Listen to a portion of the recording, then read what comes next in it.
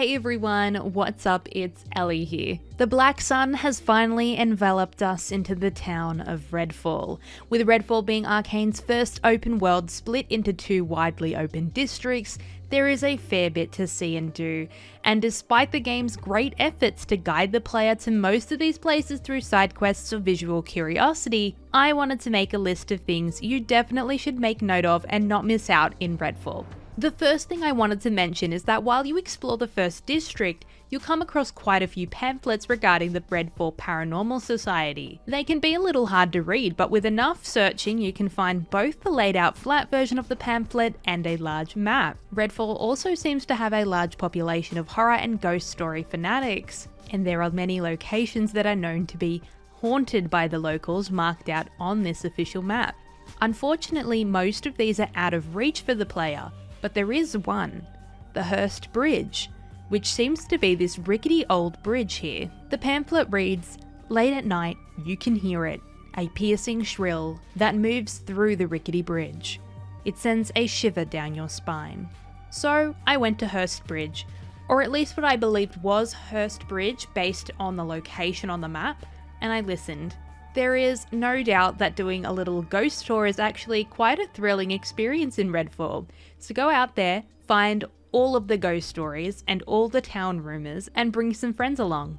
When Redfall released its first gameplay trailer, one of the biggest things I noticed was the introduction of ladders.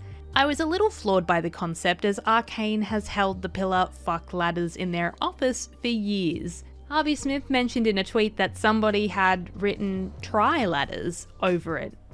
Redfall in a modern setting couldn't avoid the normalcy of ladders and decided to incorporate them into Redfall. And they are particularly helpful for Remy and Jacob, as they both don't have specialised movement abilities.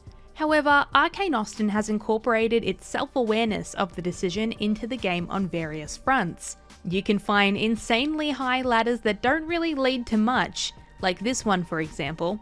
It's just a massive ladder that if you decide to climb, you're greeted about halfway with a little moment between two vampires that you are unable to interrupt before they teleport away again.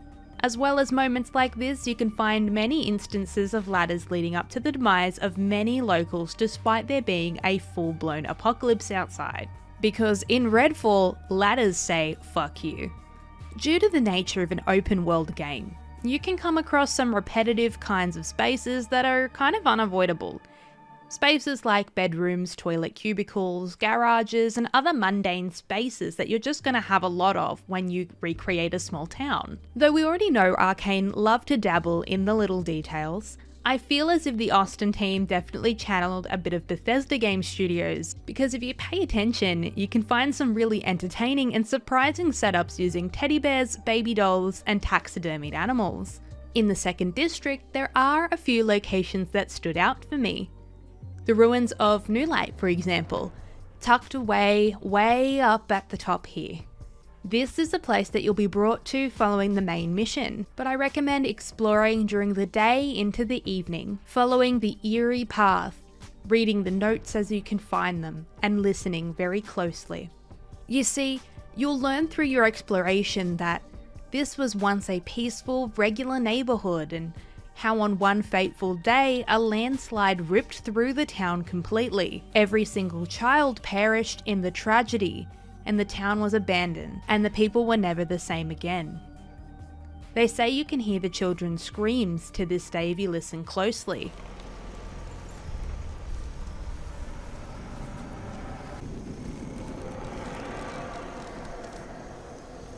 And you can follow the field notes of Susan Burnett, who has been investigating the incident and sincerely believes that a wild sequidal spirit has the answer and solution to reverse it all. We saw a little of the Redfall fairgrounds in the first gameplay trailer, but now we get to explore it all on our own.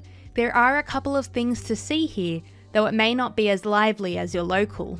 I personally enjoyed coming across Redfall's Paranormal Society booth and finding a get to know Devinda Crowsley notice. But as well as Devinda, there are more about other local and travelling cryptozoologists, including Susan Burnett, who I mentioned earlier. Ironically placed right next to Devinda, being a cryptozoologist who believes strongly in the sequidal, or otherwise known as Sasquatch. Devinder's one cryptid he puts his foot down on. I wonder what his discussions with these other cryptozoologists might have been like. There's also a mega cool vampire stake skin nearby. Towards the north point of Redfall's Burial Point are two interesting locations that I need to bring to your attention in case you happen to miss them. The first is this cool mini cave system called the Bladewell Sea Caves, a naturally formed cave system first mapped in 1866. The cave holds some interesting history and information about its formations. The caves were recently closed due to the discovery of a well-preserved direwolf skeleton to ensure archaeologists would have some time to continue to scan the area for more fossils. In 2003, an entire pack of direwolf skeletons were discovered inside the Bladewell Campgrounds cave system, another cave system in Redfall very close to the sea caves that you can also explore. However, beware. There are many obstacles from vampires to bellwether security systems. Nearby one of the entrances to the Bladewell Campgrounds cave system are two large whales that have been beached. Upon inspection, you can see that these whales have been hollowed out. Behind one of the whales are two bodies carrying tools that may have been the culprits. And an article discussing ambergris, which is a solid material that can be harvested from whales. It was valued as a perfume additive in the 18th and 19th centuries, and has since been banned in multiple countries. While you're exploring the fairgrounds, you may notice a thick plume of smoke coming from a distant building. Inside, you'll uncover the story of a waitress who was under a bit of scrutiny by her manager for her performance. After a particular in-dream experience she shares that you can uncover by searching the area, she was influenced to provide the best service she can to only a single numbered table. Without spoiling what happens, I really enjoy this location because it really is one of those places that you can easily miss if you don't just decide to slow down and take the time to check it out. And when you do, you unravel another small portion of events that tell the story of Redfall. There's also a uniquely named boss and an achievement that can be acquired in this building too. The Coast Guard is one of those buildings you cannot help but stop by and take a look inside. It's again a little on the outskirts of Burial Point to an extent that you might not necessarily take a look around there before you have to for a main story mission. I personally think that you should have a look around and take in the narrative before this happens, as there are a few interesting details scattered around, but also take in the gloriousness of this building, essentially being a whole ass castle.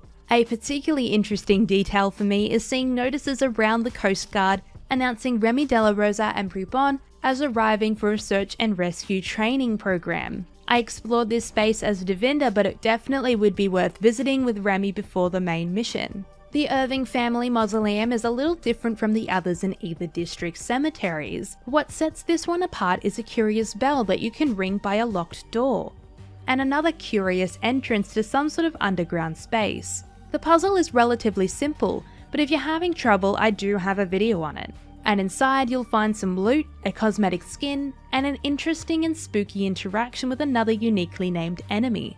That's it for today, everyone. There are so many places I want to bring up, but these have been some of my favorites so far, and ones that I'll definitely be bringing my squad along to.